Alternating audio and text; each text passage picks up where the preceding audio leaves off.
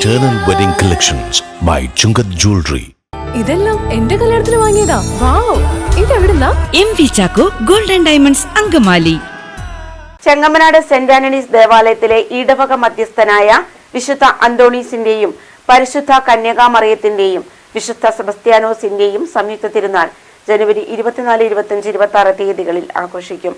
തിരുനാളിനുള്ള ഒരുക്കങ്ങൾ പൂർത്തിയായതായി ഭാരവാഹികൾ വാർത്താസമ്മേളനത്തിൽ അറിയിച്ചു. ഇന്ന് എറണാകുളം അങ്കമാലി അതിരൂപതയിലെ 260ഓളം കുടുംബങ്ങളുള്ള ഏകദേശം 2000ഓളം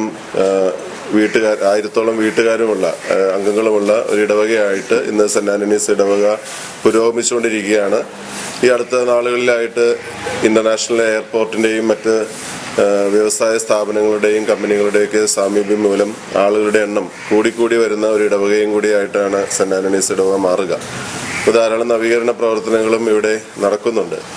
ഈ വർഷത്തെ തിരുനാൾ ജനുവരി 24, 25, 26 ദിവസങ്ങളിലായി വളരെ സന്തോഷത്തോടും ഒരുമയോടും കൂടി ഇടവക ജനങ്ങൾ ആഘോഷിക്കുകയാണ്.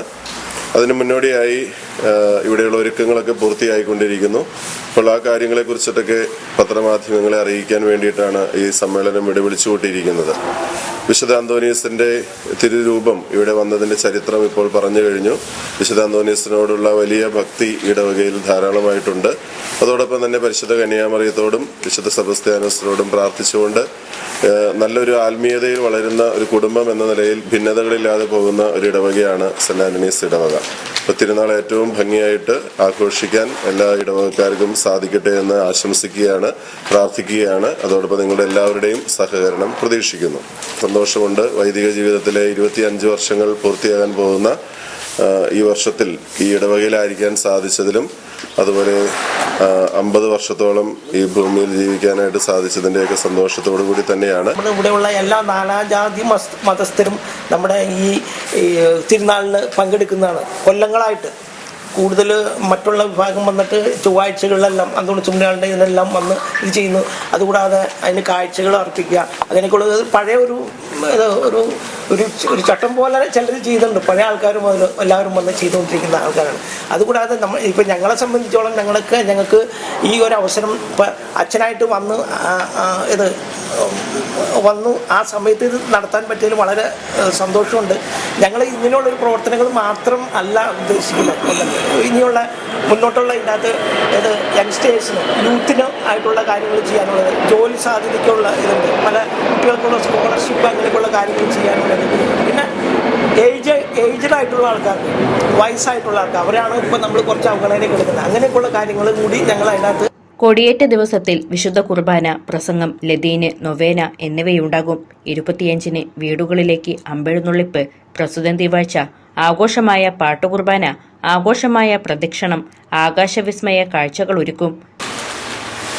5 മണിയോടുകൂടി കൊടിയേറ്റം തുടങ്ങുകയും അന്ന് ബഹുമാനപ്പെട്ട ഫൊറോന വികാരി റവറൻഡ് ഫാദർ സേവർ തലക്കോട്ട് കൊടിയേറ്റുന്നതുമാണ്. അതിനുശേഷം നമ്മുടെ ബഹുമാനപ്പെട്ട വികാരിയച്ഛൻ വർഗീസ് പ്രഥമില്ലച്ചനാണ് കുർബാന ചൊല്ലുന്നതും. അതിനുശേഷം അദ്ദേഹത്തിൻ്റെ 25ാം ജൂബിലി ആഘോഷമാണ്. അദ്ദേഹം ഇടവകയിലെ എല്ലാവരെയും സ്വന്തം ചിറകിൻ്റെ കീഴിൽ ഒതുക്കി എല്ലാവരും ഒരുമിച്ച് വളരെ സന്തോഷത്തോടെ കൊണ്ടുപോകുന്ന ഒരു വ്യക്തിയാണ് അദ്ദേഹം. അദ്ദേഹത്തിൻ്റെ ഈ സിൽവർ ജൂബിലി ആഘോഷത്തിന് ചെങ്ങമനാട് അത് കിട്ടിയതിൽ വളരെ സന്തോഷമുണ്ട്. അത് നല്ലൊരു ആഘോഷമാക്കി മാറ്റിക്കൊണ്ടിരിക്കുകയാണ്. അതിന് അച്ഛന് എല്ലാവിധ ആശംസകളും നേരുന്നു. അതുപോലെ 25-ാം തീയതി രാവിലത്തെ കുർബാനയ്ക്ക് ശേഷം എല്ലാ വീടുകളിലേക്കും അമ്പെഴുന്നള്ളിച്ച് കൊണ്ടുപോവുകയും വൈകുന്നേരം 4:15-ന് രൂപം എഴുന്നള്ളിച്ച് വെച്ച് അതിനുശേഷം 5 മണിക്ക് റവറൻഡ് ഫാദർ തോമസ് തൈക്കാനത്ത് തിരുനാൾ കുർബാന ചൊല്ലുന്നതും അതിനുശേഷം ആഘോഷമായ പ്രദക്ഷിണം ഈ ചെങ്ങമനാട് നിന്ന് അത്താണി വരെ പോയി തിരിച്ച് കുന്നിശ്ശേരിയിലുള്ള കപ്പലിലും കയറി ചെങ്ങമനാട് ജംഗ്ഷനിൽ കയറിയിട്ട് തിരിച്ച് പള്ളിയിൽ കയറുന്നതാണ്.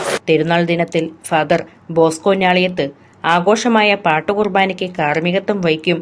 ഭക്തിനിർഭരമായ പ്രദക്ഷിണം, TV താരങ്ങൾ അവതരിപ്പിക്കുന്ന മെഗാ ഷോയും അരങ്ങേറും. 26-ാം തീയതി 10 മണിക്ക് ആഘോഷമായ തിരുനാൾ കുർബാനയും അതിനോടനുബന്ധിച്ച് ചെറിയൊരു പ്രദക്ഷിണം പള്ളിയിൽ നിന്ന് ചെങ്ങമനാട് ജംഗ്ഷനിലേക്ക് പോയി തിരിച്ച് പള്ളിയിൽ കയറുകയും വൈകിട്ട് 5 മണിയോടുകൂടി രൂപമെല്ലാം എടുത്ത് പള്ളിക്കകത്ത് വയ്ക്കുന്നതുമാണ്.